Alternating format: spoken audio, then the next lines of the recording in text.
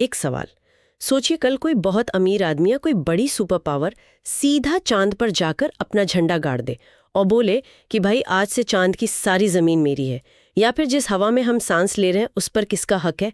अगर आपको लगता है कि इसका जवाब किसी का नहीं है, तो कानून के हिसाब से यही सबसे बड़ी गलती होती है। हाँ, मतलब कानून में इन चीज़ों का भी एक मालिक है, और इसको समझने के लिए हमें कानून की एक ऐसी लेयर खोलनी पड़ेगी जिसके बारे में ना लोग ज़्यादा बात ही नहीं करते। ये एक ऐसा अधिकार है जो किसी एक इंसान का नहीं बल्कि पूरी ह्यूमैनिटी का है। तो आप देख रहे हैं वकील साहब यूट्यूब चैनल, और आज हम बात करने वाले हैं third generation of human rights के बारे में, मतलब मानव अधिकारों की तीसरी पीढ़ी। आज का हमारा मिशन सिर्फ बोरिंग डेफिनेशंस रटना नहीं है, बल्कि यह समझना है कि आखिर पर्यावरण और चांद पर अधिकार जैसे मुद्दे एक ही धागे से कैसे जुड़े हैं। बिल्कुल, और इस डीप डाइव में ना हम बहुत सारे हिस्टोरिकल केसेस और इंटरनेशनल ट्रीटीज को डिकोड करेंगे। लेकिन शुरुआत हमें हिस्ट्री से करनी होगी, क्योंकि आज़ादी और समानता सुनते ही लगता है ना कि हाँ, ह्यूमन राइट्स की बात हो रही है। सही बात है, मतलब कोई भी आम इंसान यही सोचेगा ना कि बोलने का हक मिल गया या बराबरी मिल गई तो हो गया। ये अचानक से थर्ड जनरेशन कहाँ से आई, मैं यही सोच रही थी। तो देखिए, इसकी कहानी शुरू होती है 20वीं सेंचुरी के सेकेंड हाफ से, मतलब जब सेकेंड वर्ल्ड वॉर खत्म हो चुका था और universal declaration of human rights सामने आई थी। पर उस वक्त दुनिया साफ तौर पर दो हिस्सों में बटी थी। कोल्ड वॉर चल रहा था। अच्छा, मतलब वो अमेरिका और सोवियत यूनियन वाला फेज। हाँ, एग्जैक्टली। तो अमेरिका और वेस्टर्न कंट्रीज का कहना था कि इंसान की पर्सनल लिबर्टी सबसे ऊपर है, मतलब वोट देने का अधिकार हो गया या बोलने की आज़ादी हो गई। इसको उन्होंने फर्स्ट जनरेशन राइट्स का नाम दिया। लेकिन फिर दूसरी तरफ सोवियत यूनियन वाले होंगे जो बोल रहे होंगे कि इसका क्या फायदा। वही तो उनका आर्ग्यूमेंट था कि भाई, बोलने की आज़ादी का क्या फ़ायदा जब पेट में खाना ही नहीं है।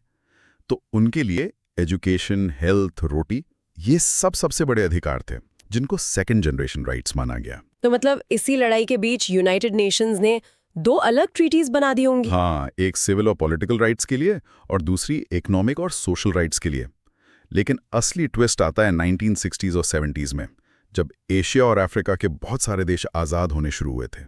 नए आज़ाद देश, मतलब जिन्हें हम डेवलपिंग नेशंस बोलते हैं, उनकी एंट्री हुई यहाँ। बिल्कुल। उन्होंने आकर बोला कि देखो, आप बड़े देश अपनी इकोनॉमी और आज़ादी की लड़ाई लड़ रहे हो, पर हमारा क्या? हमारे पास तो टेक्नोलॉजी भी नहीं है। हमें शांति चाहिए, और सबसे बड़ी बात, हमें अपने रिसोर्सेज पर अपना हक चाहिए। और मुझे लगता है यही वो टाइम था जब एनवायरनमेंट को लेकर भी दुनिया में डर शुरू हो गया था। सही पकड़ा आपने। और यहीं से कैरिल वासाक नाम के एक बहुत ही फेमस जूरिस्ट को अपनी थियरी का बेस मिला। उन्होंने देखा कि अब तक के अधिकार सिर्फ एक इंडिविजुअल यानी एक इंसान के आसपास घूम रहे थे। तो उन्होंने क्या नया कॉन्सेप्ट दिया इसमें? उन्होंने फ्रेंच रेवोल्यूशन के 3 वर्ड्स उठाए, लिबर्टी, इक्वालिटी और फ्रेटर्निटी।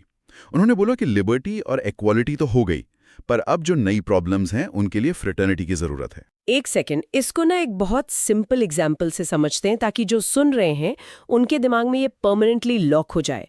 सोचो, फर्स्ट जनरेशन राइट्स आपके अपने कमरे की आज़ादी है, वहां कोई बिना परमिशन नहीं आ सकता। हाँ, और सेकंड जनरेशन राइट्स का मतलब है कि उस घर में सबको बराबर खाना और सुविधा मिल रही है। एग्जैक्टली। लेकिन अब सोचिए, आपका कमरा बहुत बढ़िया है, खाना भी अच्छा मिल रहा है, पर आपके मोहल्ले में दंगे हो रहे हैं या हवा में जहर घुला हुआ है, तो क्या उस कमरे की आज़ादी का कोई फायदा बचेगा? बिल्कुल नहीं बचेगा। और वासेक ने यही बोला कि तीसरी पीढ़ी के अधिकार पूरे मोहल्ले को सुरक्षित और साफ रखने के बारे में है। इसको उन्होंने सॉलिडारिटी या कलेक्टिव राइट्स बोला। ये सिर्फ मैं की नहीं, हम की बात करता है। पर एक कंफ्यूजन है यहाँ। ये डाउट सबको आता होगा कि अगर किसी देश में फर्स्ट जनरेशन राइट्स ही नहीं है, मतलब वहां डिक्टेटरशिप है, तो वहां थर्ड जनरेशन राइट्स की बात करना तो बेकार है ना? ये बहुत वैलिड सवाल है, लेकिन इसका जवाब कानून के एक प्रिंसिपल में है जिसे इंटरडिपेंडेंस कहते हैं। मतलब ये सब एक दूसरे पर निर्भर करते हैं। सोचो, अगर दुनिया में वॉर चल रहा है तो क्या कोई देश अपने लोगों को एजुकेशन दे पाएगा? नहीं, तब तो सारा पैसा और फोकस सिर्फ वेपन्स और वॉर पर ही चला जाएगा। सही बात। इसीलिए राइट टू पीस एक थर्ड जनरेशन राइट है। जब तक इंटरनेशनल लेवल पर शांति नहीं होगी ना, तब तक देश के अंदर के राइट्स डेवलप हो ही नहीं सकते। तो इसका मतलब इन सब के लिए इंटरनेशनल कोऑपरेशन सबसे ज्यादा जरूरी है। कोई एक देश अकेले ग्लोबल वार्मिंग थोड़ी रोक लेगा। वही तो मेन पॉइंट है। अब देखिए, रियल वर्ल्ड में ये राइट्स काम कैसे करते हैं। मैं यहाँ 6 तरह के राइट्स की बात करूंगा।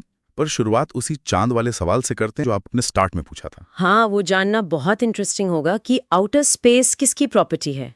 इसे कानून में कॉमन हेरिटेज ऑफ मैनकाइंड कहते हैं।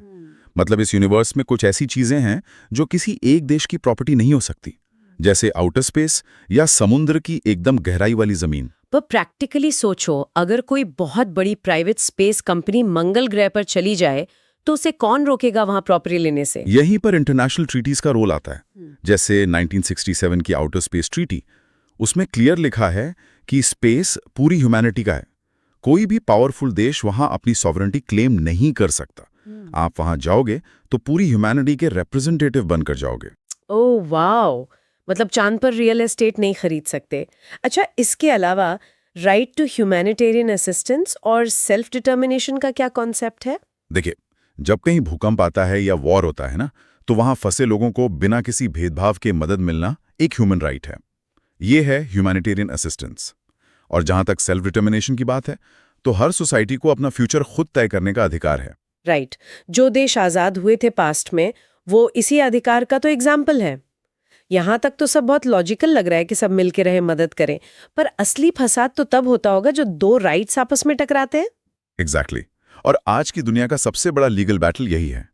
एक तरफ है राइट टू हेल्थी एनवायरनमेंट, यानी साफ हवा और पानी का हक, और दूसरी तरफ है राइट टू डेवलपमेंट, जिसका मतलब है गरीबी मिटाना और फैक्ट्री लगाना, जिससे एनवायरनमेंट को नुकसान होगा ही।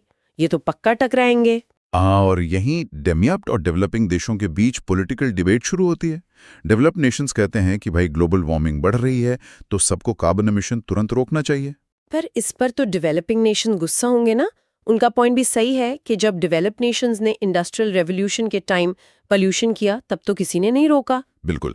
वो कहते हैं कि अब हमारी बारी आई है गरीबी मिटाने की, तो आपने नए रूल्स लगा दिए। अगर वो आज फैक्ट्री बंद कर दें तो उनके लोग वैसे भी भूख से मर जाएंगे। तो उनके लिए राइट टू डेवलपमेंट भी उतना ही बड़ा अधिकार है। तो ऐसी सिचुएशन में आखिर कोई ग्लोबल रूल काम आता है क्या?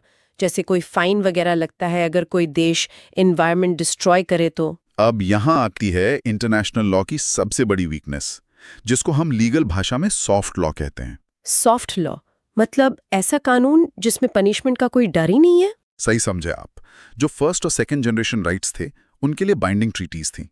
पर थर्ड जनरेशन के राइट्स ना ज्यादातर डिक्लेरेशंस तक सीमित रह गए, जैसे स्टॉकहोम डिक्लेरेशन या रियो डिक्लेरेशन। मतलब सब स्टेज पर आएंगे, हाथ मिलाएंगे और बोलेंगे कि एनवायरनमेंट बचाना है, पर अगर कोई देश वापस जाकर रूल तोड़े तो कोई ग्लोबल पुलिस उसको पकड़ने नहीं आएगी।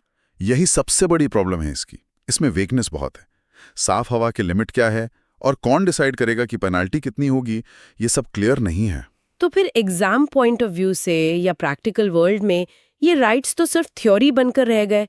आम इंसान को जस्टिस कैसे मिलेगा अगर सॉफ्ट लॉ है तो? यहीं पर सबसे बड़ा टर्निंग पॉइंट आता है।